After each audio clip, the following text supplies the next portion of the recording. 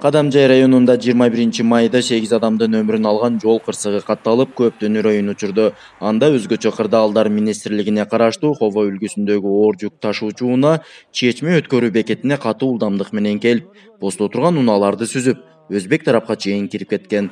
Анын кесепетинен 8 адам каза болуп, дагы 8 адам жаракат алган. Алдын ала маалыматтар боюнча оор жүк ташуучу унаанын айдоочусу рулду башкара албай калган. Кыйкырган боюнча келиптир, колдорун шилтеп, өздөрү да кыйкырып, элдерди качкыла деп. Туруп алып, тормозду басып, ролду аяка бияка жулкуласа дагы, ошо боюнча машина жүктөлгөн погрузчик менен күбө менен бери келип, 16 машинаны талкалап кетип атат.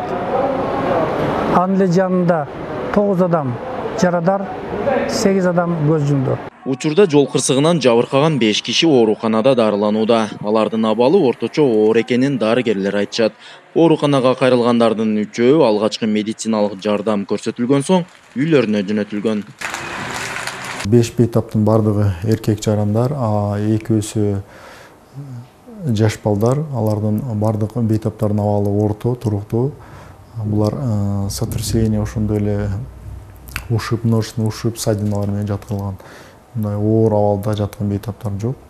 Ошол жеринде тез жардам кызматы иш алып барды. Ошол жерде дарыгерлер, травматолог дарыгерлер тарабынан бейтаптар көзөмөлгө алынып, тийиштүү дары-дармектерди алып жатышат. Мына ушундай адам өмүрүн алган жол кырсыктары учурдун чоң көйгөйү. Алсак, окуучулардын коопсуздугун камсыз кылуу үчүн шаардагы мектептердин алдына коюлган жол белгилери аздык кылат. Мындан улам мугалимдер тиешелүү тармактардан унаалардын ылдамдыгын азайта турган атайын дөңсөлөрдү орнотуу керек дешет. Быйылкы окуу жылында 2 окуучубуз жол кырсыгынан кабылды да. Бул аябай чоң ылдамдык менен келет машиналар. Өйдө жактан келип, ошо кичинекей балдарыбызды уруп кетти. Мектепте биз ар бир мугалим класстык сааттарда, иш чараларда бардык. Биз жолдо жүрүүнүн эрежелерин бүт бардык сабакта өтүшөт.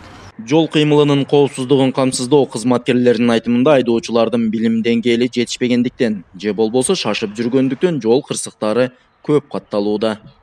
Азыркы учурда биздин кызматкерлер турушат жолдун боюнда. Өзүбүз дагы чыгып көрөбүз. Ошол биздин кызматкерлер турганга чейин жанагы айдоочулар өздөрү бири-бирине маргайт этип, мына жерде ГАИ турат дегендейчи. Маргайт эткенде акырын өтүшөт, уже бизден өткөндөн кийин уже кайрадан эле ылдамдыгын ашырышып кетишип атат да. Ошол себептен азыркы учурда айдоочулар бири-бири сыйлабастан ушундай жол кырсыктары көп катталып атат. Баткен шаарында унаалардын саны көбөйүп, шаардын тар жолдору талапка жооп бербей, атайын унаа токтотуучу жайлардын жоктугу, айдоочулардын жол эрежелерин моддодон бузгандыгы жол кырсыктарынын көбөйүшүнө алып келүүдө. Жол кырсыктарынын алдын алуу боюнча шаар бийлиги бюджеттен быйыл болгону 200 000 сом ажыраткан. Ал ички жолдордогу жол сызыктарын оңдоп калыбына келтирүүгө араң жетет. Максатбек Акылбеков, Бактыбек Нышанбай уулу, Ала Тоо 24, Баткен облусу.